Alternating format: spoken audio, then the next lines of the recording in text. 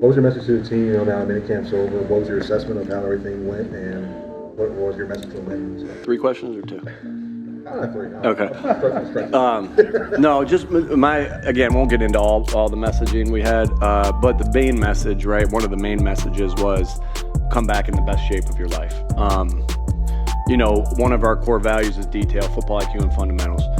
And to play with great detail, you have to be in great shape, right? And so, we've done it. Our guys have done a great job of being in the weight room, of running extra after practice, running during practice, different things. Our strength staff and our training staff has done a great job of helping these guys get in great shape. And now it's maintaining that. So when they come in, it's not getting in shape, right? We hit the ground running and we go. Hey, y'all. Today, of course, it's Matt Rogers on the Audible Mention podcast. Thank you all for joining wherever or whenever you're listening to this. On this show, I try to give you a flavor of the conversations I get to have with some of the best in Philly sports journalism. If you're having that conversation, though, you got to have Chris Franklin in that conversation. Thank you so much for making time. How's it going, Chris? I appreciate it. Thanks, man. We're in we entered the dead season, man. We got through many camps, and I can't believe that we're only a couple months away from the season starting up again. It's crazy, man.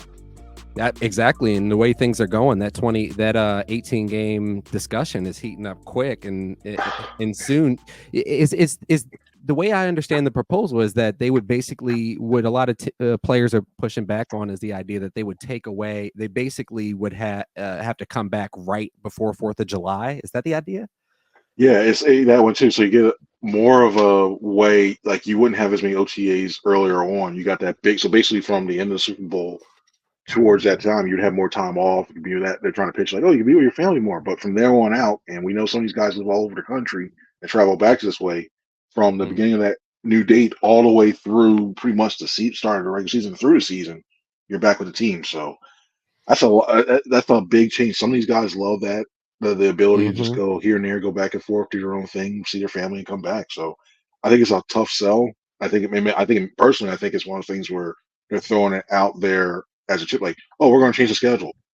Fine, okay. And the bargain chip, CBA, they're always trying to tweak the CBA stuff. So something tells me, oh, we won't do this, but we'll do this instead and give you this. So it's not till 2031 though, right? Right. Yeah, but they can change. Okay. They can change little tweaks in there as well too. So if they both come to both sides, and maybe the players have agreements we haven't heard yet about whatever thing, and say, well, we can amend it if you do this or do this one. So it could be one of those tweaks that are coming about right now. It could happen sooner, is what you're getting at. Oh yeah, it could happen where it could like do that in order, like say the players sign off of it and they can amend the CBA that way, but. It could be a chip. Well, the players might have something else they're looking for, maybe a bigger cut of the share money, what have you. But so that could be all. I mean, NFL's printing money. I don't usually play fast and loose with other people's money. I take that seriously, but I mean, it's escalate. I mean, it's crazy with no end in sight. I mean, they're globalizing the game and whatnot. It's something. I wouldn't be surprised that it's tough to make it work in a season, but Sydney, I wouldn't be surprised if Sydney's added. I wouldn't be surprised if you look somewhere like we see in the Germany game. We know about the Brazil game as well too. I mean, globally, who knows? Maybe Ghana's in the works, like say 5-10 years from now. Maybe Ghana's going to be a place because the Eagles have marketing rights there. So go to Korea. Yeah, that'd be good. Get to see Africa, stuff like that. That'd be fun. A whole other continent. So you never know, man. And YouTube TV and Amazon giving them money. Yeah, they're doing pretty well right now. Yeah, absolutely. So like we talked about earlier before we got into some of this international discussion, silly season is upon us. And I got to apologize to the people who professionally cover this team, because the folks more so in my camp who don't get paid or a more amateur side of this thing, they start throwing out a whole bunch of stuff, and then they're aided and embedded by some troublemakers. I'm not trying to throw anybody under the bus, but basically the discussion this week has gotten way out of control, I gotta say, with Jalen Hurts. It's really been trumped up. The logic goes that he wasn't effusive enough in his praise of Nick Sirianni. So let me read y'all the direct quote. He said, they asked him, They said, what have you noticed about Nick being open-minded to change up the offense like he has? What does that say about him? The exact wording of the answer was, that's a great question. I don't know that I know the answer to it. Am I missing something, Chris? Like you were in the room because you got the great side view. We'll get into some of your videos and all that later. But so you were in the room for that. Was there more to it? Like, because being in the room, sometimes you can kind of feel things. We had a current event, a world event a few weeks ago. People didn't get to see on camera, but it's all about what it feels like in the room. Am I missing something, Chris? I think it's when you hear Jalen talk, it's one of those things where he's real slow and he's real deliver before he says something. And it was a good question by Martin Frank of the Wilmington News Journal. It was a good question. It was a fair question. Absolutely. And what he did, because he didn't know, because Jalen, it looked like to me he was collecting his thoughts. That's what it looked like to me. He was like, well, no, and it's that one too. It wasn't. I don't think there's anything to it. I think it was one of those things where he's trying to think, because Nick has been for the sport. Nick has been a CEO coach for a main part of that. When he gave Shane Steichen control of the offense, he was in that same position. He was in, maybe he was more in the meetings now than what he was. It was only the first 6 games or 7 games of 2021 that he was really had that different role. Most of the time, it's been the way it is now. The only difference I see maybe he's not in as many offensive meetings as he once previously were. I can imagine, especially being a CEO role, he's more on the defensive side. So even then, like he'll still throw in a couple things he sees here and there. So I don't think it's one of those things where he goes, "Well, no, I don't back my coach 100%." They're just to begin with, they're just two diametrically different people. Nick's more passionate, more outgoing, and outwardly and yelling and seeing all that stuff, and Jalen, he's got that competitive drive. He's one of like the California cool, like he's from Texas, the California cool, like, yeah, what's up? I got this, what have you. So it's nothing in there. I think he's just looking to see if there's really, and it really, looking back on it, there's not that much change that happened before then. So except for Nick probably not going to as many offensive meetings, so I don't think there's much to this whole thing to begin with as it is. There's a big nothing, like from the Mask movie, the Ipkiss. You're a big nothing. That's what this story is. A big nothing. That's what that is. It's because I hope we don't get to the point where we're using stop clocks to see, okay, how much time is he doing from when the question was finished being asked. All of a sudden, I'm thinking he's just thinking, like, now if he says something like, "Do you think that Sirianni's demeanor goes against what the good of the team or something like that for?" And he said and thought and like, I don't want to know the next question like that. Then you're like, all right, cool. But he never wasn't even that. Like he said, didn't really see anything different because he's roaming around the halls. He's still around. He's doing. He'll maybe say 1-2 things and then he bounces away. So it's I don't see anything completely different from that. Anybody listen to this podcast or listen to any podcast anywhere at 25, 26 years old, were you ready to be? How would you answer questions? How quickly would you shoot off your lips if you were the face of a $7.5 billion organization? Think about that. I would have been back up to begin with. So I would have cool. I probably would have given the stink eye to a couple people. Like, why are you asking me that? Not that question. I don't think. I don't want anybody to think I'll ask. No, but some of the stuff I know we've asked before. Like, do you believe? Martin is great. Martin is great, and I've done it too. It was not a gotcha. Yeah, no, it wasn't. No, and I would have done too. Like, wait, what's going through your mind? Like, just like, why are you asking what's going through your mind? Like, I don't know what's going on. I probably did the same things. That's probably why I didn't. Especially at the end of last season, he be continuing to be a great team guy and not throw people under the bus and steer the shit of a loss when you're the face in your mid-20s of being the face of a $7 billion organization. And just think about that, man. And it goes back to as well too. Look, think about when AJ Brown stuck up for Nick when they were doing the stuff in after the Seattle game, and AJ was saying, like, you know what, they just freelanced and everything else like that for it. Yeah, there's no he hasn't lost the locker room. He hasn't lost thing. Players are still playing for him, still playing hard.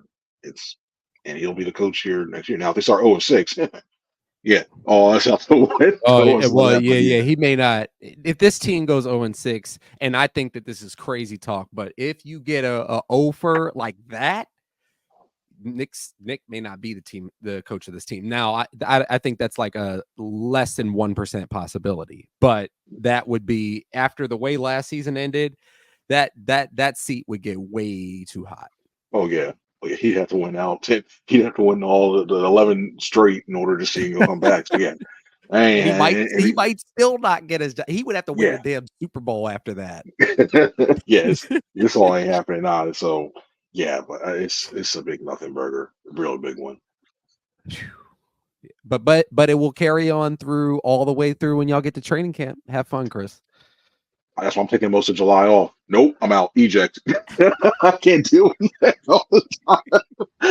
I can't. I was like, Hop out of the play with the parachute. See ya. Y'all have fun with that. I'll be on the beach somewhere else. Enjoy. See you. I can't. Like some stuff. Like I'm saying, keeping things off. Some of these, I'm like, yeah, I gotta step away for a little bit, and that's why I got all that time to use. So Absolutely. So back on planet Earth, I wanted to get your thoughts on what you've seen from the linebackers so far. It was obviously a sore spot for last year. Zach Cunningham was their best linebacker when he was on the field. But players, not play. Well, I guess obviously players, but fans, and I would assume coaches, of course, we're looking for a lot of improvement overall from the unit, from the linebackers. What are you seeing in what you've been able to see on the field? Because few people are out there as much as you. So what have you seen from folks, particularly Devin White, who I think is going to be a baller? Well, I think the way you look at I like the way that it looks markedly improved as of right now in terms of the way they're playing their position and coverage. I look at the dropbacks they're using. I look at the aggressiveness they're using and the closing speed they have. Now, granted, it's now pads and they can't fly up and you see if it's a missed tackle or what have you or not. But to see the way Devin White is going there, calling the defensive huddle, he's been doing that. Well, he's got experience doing that with Tampa when he played them, and right now, even in this thing, he's playing the will, but he's got experience doing that. I think that's key. And I like the way his athleticism, maybe the closing speed. I like what he can do in space. I know he didn't have the best in terms of like quarterback rating against and everything else like that, but it really does help out in terms of that. So I think that is. And then Zach Bond of coming out over that to me, that's one of the biggest shocks of camp in terms of I expected him being like a 80-20, maybe 90-10 in terms of him being more on the edge as opposed to being in the middle of the defense. And the way that he's played so far, he's been all right. I remember he made he broke up a pass that was on a slant pass pattern in the middle of the field, broke that pass up, led to Devin White getting an interception on that first day of minicamp and doing that. And the way that he's reading things and getting out in space, I think is Vic. I mean, he said it himself, like he was shocked himself, like, wait, I'm playing this? All right, cool. But I think the fact that Vic sees something in there, and Bond, I still think is going to play a lot of edge, and you're still ramping up Nakobe Dean because A, he's being new to this version of Fangio's defense, and B, he's still recovering from that injury that he had last year. So overall, it's time to work up. I'm really curious to see how Dean and White play off of each other. Absolutely. And you need a good backup option because Dean's been hurt, so you need somebody to step in, and Bond getting his time is beneficial to him. Yeah, I think the White is a great player for Dean to kind of learn from. It's crunch time now for Dean. You know, he's got to show and prove when he gets back, when everybody's watching. It's going to be a lot of the bright lights are going to be on Dean because there was an expectation. He was a 3rd round pick, but there was a lot of excitement and expectation around Dean, and now that was after the 2022 season. So 2 seasons now, 22 and 23. That he's gotten, and he hasn't been on the field for much of it, and he has had some good plays, but it really is time. And I think that having White there to show him how to be a pro, while White's going to be, he said a lot of the right things in terms of, he's just got his head on right in terms of just learning his role, but there's got to be an edge there. The greater the player, the more accomplishment, you got to have that edge to get there. And so I think that, watching a chippy and a hungry Devin White is going to help Dean a lot too. Yeah, especially the fact that White's been where Dean is in terms of people down what he can do. Because we saw what happened, and he can tell some insights how to do it. Because we saw what happened last year with Tampa Bay, where all of a sudden he went from being the starter to he's coming off and being the rotation. People have already written Nakobe. Some people, excuse me, But this way, some people have written off N'Kobe Dean and thinking like he can't be a contributor, what have you. Well, Dean can use it. He already knows Dean back from his That's times of right. trying to recruit him. They got that Mhm. relationship building that way too. Like, yo, listen, they're going if these people want to doubt you, go ahead and prove them wrong, and then probably more colorful language, but probably do something Yep. like that. So I think Mhm. that signing in itself, even if it's just for 1 year, I think it's going to be beneficial long term for what happens to Dean, or even who knows, maybe Jeremiah Trotter and all these other guys. Absolutely. I think it'll be good. It'd be great. It'd be great to see the Dean on the field for, nobody should be expected. I mean, it's always a hope to see 17 games out of folks. Give us 13, give us 12 games, Dean. I think that would go a long way. I think, I would say the fan base is very receptive and open to, seeing it. I don't think he's in the zone, let's say a Aguilar or Rager kind of territory. I don't think he's there quite yet, but Unlike he's Aguilar. teetering. So anyway, so I was always like, unlike Aguilar. It is due to I said that guy just off my mind at times here. Sorry about that. Sorry. That's all I see here. My bad. My bad on There was that. expectation. That's what I'm saying. I mean, what Nelly was a first round pick. So again, and so was Rager. So it's not quite that discussion, but he was touted as a great steal in that third round. This is a player that should have been long gone by now. The leader of that fantastic Georgia defense. Everything he does is with purpose and with urgency. It's rough. It's one of the things like when you look at these guys, like it's kind of wear on you. Yeah, after a while, you're looking, you coming in, especially with you look at Dean, you coming from that Georgia, that you were the guy in the middle, you were the guy in that Georgia defense. Everybody looked to you as the leader. You come in there, everybody was doubting you the whole entire draft process. You fall to the third round, you get put in, you finally you look like you're getting going, you get hurt. You look, you're back up again hurt, and then you miss the rest of the season. And now you got people, they draft another linebacker, people talking about you. That's a lot to take in, a lot to shoulder. And I think this is I know it's like Captain Obvious saying this is an important season for him, but it is. But the fact Mhm. that I want to see, and if he comes out, I want to see how he handles that. And once he gets comfortable, handles that, and how it translates to his play, that's what I think is going to key. That's one of the things I'm going to watch, especially when training camp starts. And another good guy talking about the influence and the workplace culture, as we talk about all the time, Chris. He if it doesn't go well, he could be in Mehki Becton territory, but Mehki Becton could give him some feedback and some inspiration. It sounds like from what I'm hearing and what folks are saying is that Mehki Becton is getting a lot of time at right guard. How do you feel about how's that competition going as far as and what's it looking like? I would assume between Steen and Becton. Well, I think a lot of times, especially with Landon being out, I thought that was key. So he's going to get more time. It was a big opportunity for him to do that.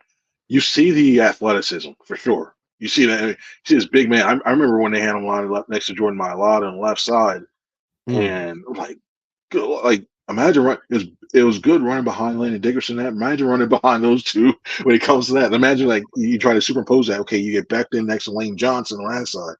Have fun trying to run behind that. But there's still aspects of his game that he still needs to learn. We've all heard about for so many years about how when it comes to offensive line, Coach Jeff Stoutland's blocking angles is huge, and you're seeing that and he's going through it. Tyler Steen said he was going through that when his rookie season trying to get that. He's trying to get a little bit better in that way. He had a trouble. He looked decent for the most part. Now, granted, they're not able to go full tilt pads in that heavy and Right. everything else, so Right. you still want to see what happens on there. But at least fundamentally, like his fundamentals and his footwork look better than when he did at the end when his tenure with the Jets. The one thing that I think he's still learning to pick up is when it came to stunts, because there was a stunt during Monday's Okay. practice where they ran an inside thing and Moro Jomo came clean on the inside. And he had a cleared pass to the quarterback. So That's I think kind of that's to one be thing too. expected. Yeah, Kind yeah, of to like be especially expected looking at early on.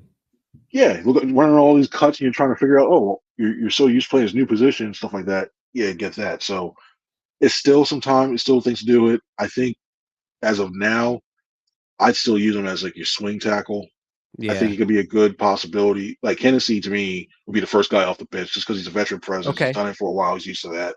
But you have a good piece in Becton, and you hope he just picks it up long term and plays well enough so that I know he's on a 1 year deal, but you do know we all know that Lane has about like 2 or 3 years left. That's If right. he's okay, cool with being a backup, you pay him decent money, say, hey, listen, this is your job when Lane decides to retire. You roll with that, and you hope he learns it by then. So that's probably the way I'd go about it. So they wouldn't be cross-training Steen at right tackle. They'd be more so focused in your mind. The right way to go is to cross-train, just keep cross-training Becton and let Steen stay over there at right guard. Yeah, let him stay right now at right guard on there too. You always know you can throw him back at tackle. We saw him do it last year when they had those issues when it came to injuries at the left tackle and guys were banged up. So we've seen Steen be able to go in and go bounce back outside. But right now, this is Steen's job to lose. He can't make the mental mistakes as in having That's false right. starts like he did, Mhm. which was like, dude, it's 7:07. You should know 11:11 period. You should know like bounce. Snap count So is key. yeah, it's little things like that that will start to irritate the coaching staff. But you just like physically, I think he's looked all right. I like look at the combination blocks he's doing. I think when you look at what he's been doing, it's night and day almost in terms of playing that guard spot. So keep him at right guard, let him learn, and they'll roll from there. Well, they've gotten by on some pretty, I would say, above average, but it hasn't been, ridiculously good right guard play since Brandon Brooks, I would say. And so I think if Becton could get back to the level that he was expected to get to be at when he came out as a first rounder, or if Steen reaches his potential, it could be, back to the days of 200-yard games from this team. And when you look at the way this offense is built, I know Moore gets a rap for throwing. Everything sets up when you have the good run game. And that's why I think it's going to be key, especially we're going to see a lot of it. You're going to see Jalen Hurts under center. You're going to see which sets up that play action to let them run off of that. That's so right. The waggle. You get, that waggle, and you get I'm sorry not to. It's just foreseeable if you've played football before. There's so I'm not much trying to leak anything here, but come on. No, I mean, well, look at last year. Look at last season. Look how much they were in the shotgun, first down, second down. When you're in the shotgun, you're not in like the true shotgun formation. I'm not talking about like the pistol, but if you're in five shotgun, yards behind them. everybody knows like either you're trying to run an RPO, you're trying to run zone read, what have you. When they started using that pistol more, it was more effective because you still showed the threat of the run with the running back behind you and still giving that same spur speed. So yes, I think now you have him fully under center. You can set up so much, especially with Jalen. He hides that ball, crouches the right way, and you start looking like, play it off. And then you got Smith and Brown running downfield or running slant and goes, whatever. There's so many options that are setting up there. I didn't even plan to say this. I'm not trying to be hot takey here, but think about how running backs get to play when their team has a lead, when they're just salting it away, just cooking guys. When has Saquon had that? Even that Giants team that was the good Giants team that got dusted off at Lincoln Financial Field on the way to the Eagles going to the Super Bowl. That was, I think, Saquon's best team. They were never just running away from people. I think this team has the ability to do that and keep Saquon on the field.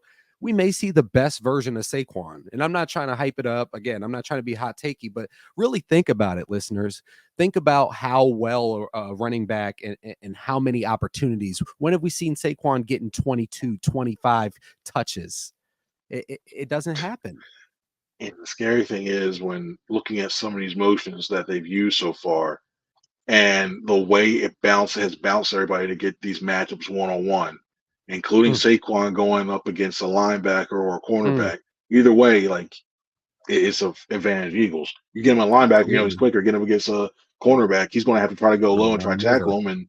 And good luck trying to get him with those quads. Good luck trying to tackle him low. So say quads. They're going to do that for two. Good luck. There's so many options you see in this offense. It's like, it's just fun. It'd be fun to draw up. We haven't had a guy like him since Shady, and I feel confident in saying that. They have not had a superstar back. It's been DeMarco Murray. I mean, and not to disrespect the Jay Ajayi's and Corey Clements and all those guys. They were contributors, but it's different. And even DeAndre Swift, it's different. He was a Pro Bowler. It's great. He legitimately deserved it, but it's different. Swift could have been that guy if they threw him the ball more. I think Swift could have been that guy. I mean, we saw how bad it was, like for that stretch where he only got, what was it, like 20-some carries over 2 games. You imagine he got the steady diet of the ball that he got toward the middle of the game. He probably is in the top 3, top 2 rushing. You look at the way that when you have And Miles Sanders was, to me, it was just vision.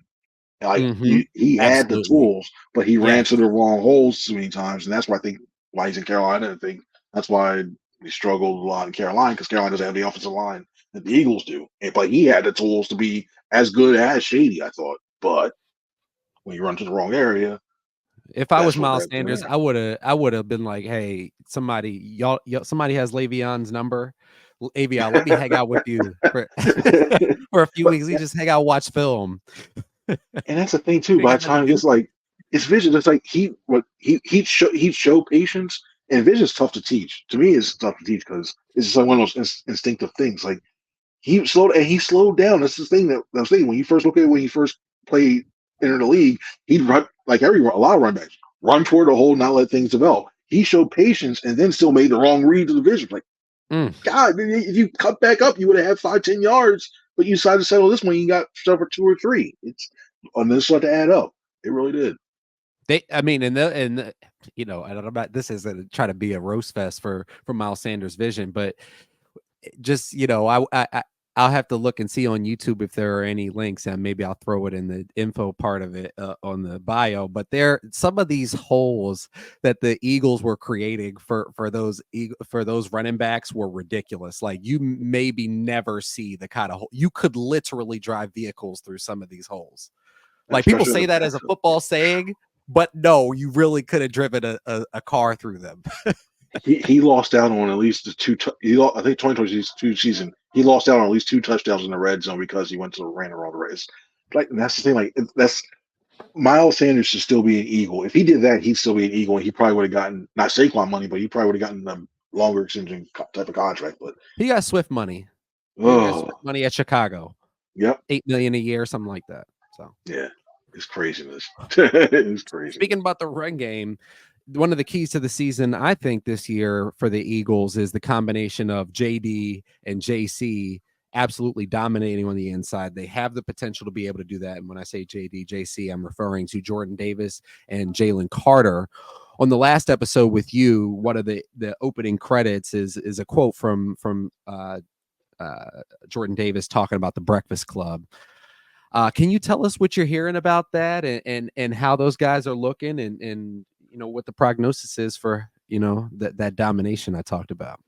And the thing is, I love like I try to watch as best as I can on that one. They hide them on the far field, like to give you guys Mm, a sense of layout. Like if you just looked at right in front of you, the near field, we see a lot of times the offensive wide receiver stuff. The defensive side, especially defensive, they're the furthest away from us. But the one thing you try to do is like try to zoom and see what it is. That man's quickness. That man is still quick. You see the way mhm. he bends around. You see the way that he looks quick right now, and you see the way he's made. You've heard about the way things he made changes to his diet. Even though I still Mhm. can't believe he's still 350. Like, so, yeah, he's like I dropped honed some weight. I'm down. 350. I'm like, this dude he's 350. Like, no, oh no, like it's crazy, but he is. So I like the way I've He's seen about Aaron Jalen. 6'6". Just for the perspective, I believe he's 6'6", 350. Just for the listeners, he's not like 5'10", 350. Is There's not many difference. guys, like, and we're taller, and there's not many guys we look up to. When you see Jordan, it's Right. like, sup? All right. Mountain of a man. It's crazy. So I like the way I like the approach he's making too in terms of being a leader too, because they're going to need to rely on him, especially with Fletcher Cox out.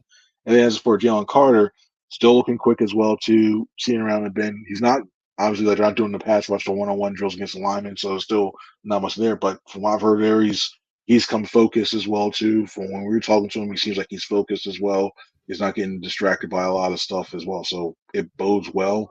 I want to see these guys not just in like the first 8 weeks of the season. I want to see them in week 12 Right. and still That's being as what I'm dominant talking about.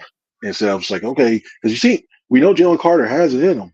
We've seen it, but it's a matter of him sustaining that over time. Like, I don't care if you call it the rookie wall, what have you, but we want to see what he does now so that when the time comes out to the playoffs, can he still be that impact player that teams have to either shift their protection over to stop because he's being too disruptive. You just need If that he out. if he would have finished off the back half of 23 the way he started it and just carbon copied it, he would have been all pro. That's the kind of level he was playing in my opinion. I mean, he's not Aaron Donald level, right? Aaron Donald at his best. we may never see that again. But he was an amazing just game wrecker at times. Even in some of the Eagles losses, he was cooking. Like pretty much, that last 6 games he wasn't as effective, and he still was that close to Will Anderson for defensive player, the rookie of the year. That's how down it is. Like, he just needed 3 more weeks. If he did that, he probably would have been slam dunk. There's no discussion that one too. But yeah, he needs, if he does that, looking at the way the interior defensive line is being looked at now upon that way, he not only will make a good name for himself, at least being like a Pro Bowler, being in running for second team All Pro, being in running to when that contract comes around, that escalator when it comes to that 5th year option, pick it up a long way. We know he's going to get the snaps for that 5th year option number to be high. You get that Pro Bowls and get those other postseason awards. His nickname was the Bread Man is the one his Instagram name. He's making a lot of bread in terms of that. He should. Well. I mean, he could be that dude. Jalen, he really could. It's just all about, like they said, and I love what Jordan and those guys are saying about like that extra work they're trying to get. Like he said, just to quote him, they're not going 100%, but they're trying to make sure that they get their form right when they're doing things. It's all about, you get close up in there. It's all about the handwork. It's not just if I'm faster than you may just get locked up. A guy may engage you too fast and the play is over basically in 3 seconds. It's out of their hands. You have to be fundamentally sound. Interior line is almost like a lot like physics. As long as you get the physics right, you can beat somebody quickly in there and do it every time. You're tough to stop. And that's the one thing that Fletcher Cox did very, very well. Sumo wrestling. Yeah, it really is. And listen, they brought I wanted to do a story. I couldn't get the person they used, but they bring in like a judo guy, a guy in mixed martial arts every year to work on their hand placements. And they're like, okay, this guy goes here. This is how you can move around this. You can counter this way too. So they bring people in to teach that stuff. It's a matter of make sure you're repping it and doing it the right way and implementing it into your game. So that way you're not just going, oh, you want to do this? Yank them in front of it, defensive holding. All right, cool. There we go. So, yeah. Yep. We never seen that before, Chris. We never seen that. Oh, that's way too. No, I'm shocked it hasn't been called more because the way some guys just blatantly on stretch plays, especially, and they're trying to get their linebacker going. All of a sudden, you see his hand just yanking. All of a sudden, you see the linebacker just go right down. It's like, come on now. It always comes at the most weirdest times too. It's like third and one. Okay, they got a first down. Flag. Somebody outside. Defensive holding. What the heck? Yeah. 3rd and 9. 3rd and 11. Yeah, most random of penalties, but hey, it does need to be implemented. It needs to be not I won't say out, but it needs to be called a little bit more to free up some of this. Yeah. Oh my goodness, it really does. So everybody knows I don't get on the Twitter machine much anymore. I hung up the jersey. What will be said about my experience on Twitter, whatevs. I go on there sometimes to see what folks are saying. Not too much, but I loved a post I saw from you this week. You were basically talking about people ripping your videos and not giving you attribution. So I'm gonna let you sound off a little bit on that and kind of clarify what you're getting at with that, because that is corny. Because you just my 2 cents, because you're working. It's your work. Like, you don't get to just like rip off a piece of my notebook and like, oh yeah, this is my work. Oh, man. For anybody, I don't know if I ever really got into talking about why I do the videos, but the reason why I do that is because I used to always wonder like what goes on. I can't be there. Not everybody can be there. So what goes on at this drill, what have you. Basically try to make it like if I couldn't be there, I want to see what's going on in practice, let everybody else see what happened. Even if it's like a 30-second minute increment. That's what it is. That's why I take a lot of videos to let everybody else see it. The thing that goes on a lot around, it's not just me, it happens a lot, is that people just take the video, download it, post it to their account, and then they have this and everybody, and they monetize off it. So, especially the blue checks, they get monetization off it. I normally don't have it. I know there's fair use acts, you can use the copyright. I normally don't mind, but don't take the whole entire video. Don't even, like, if you want to retweet it and quote tweet it, that's fine with me. If you want to say, like, at Chris Franklin did it for it's fine with me. I have no problem with that. If you would ask me beforehand, hey, do that. 9 times out of 10, I'm going to say yes. Like, it's not, if it's something like, hey, oh my goodness, somebody was going 100 miles per hour off speed limit, I got to give it to my job because they were like, You don't own the rights to this, but we want to use it. So like, all right, cool, stuff like that.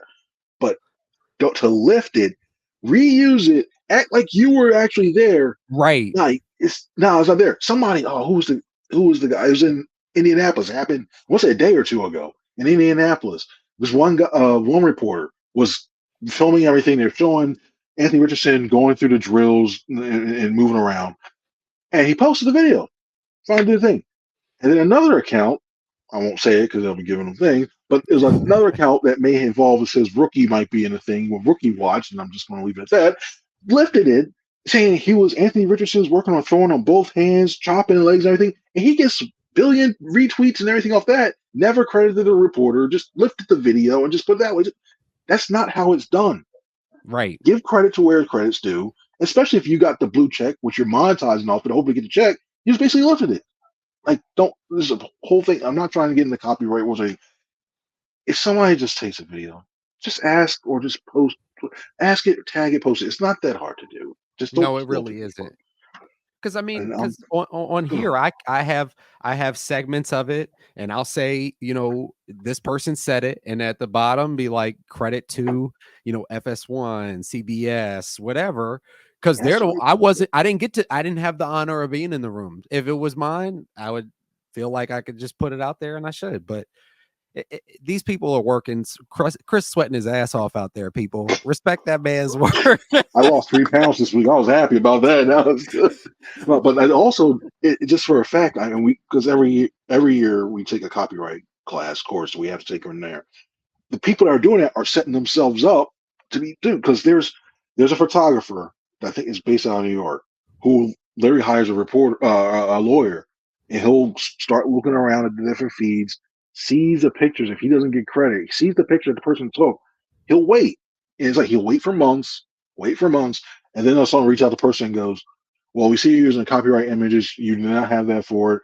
You either pay us $10,000 for the picture or whatever fee it is for, like some people get $10,000, whatever fee, or we'll take it to court and try to get you more.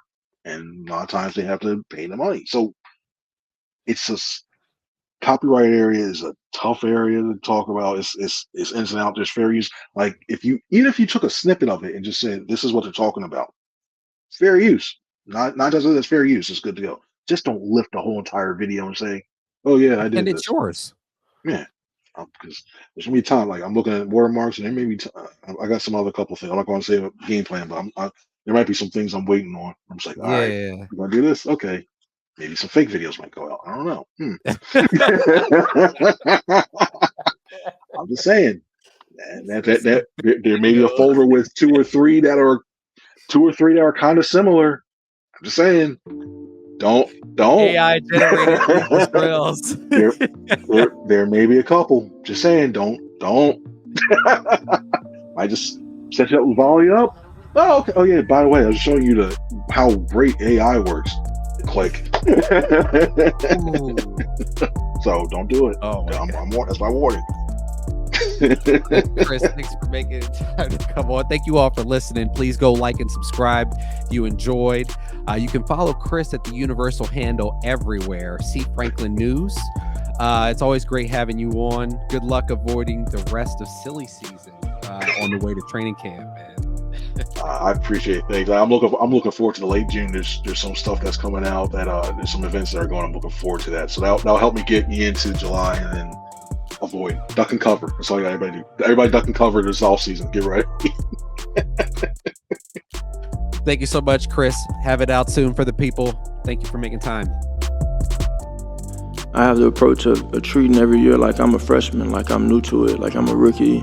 And being diligent and patient in everything that I'm doing, and I think that requires you to learn the individuals that you're going to be going out there to bat with, see what they're good at, see what they're not, see where their head is, for better words, and get to know them. And so that consists of spending time in the summer, throwing, checking up on folks, and just building that rapport.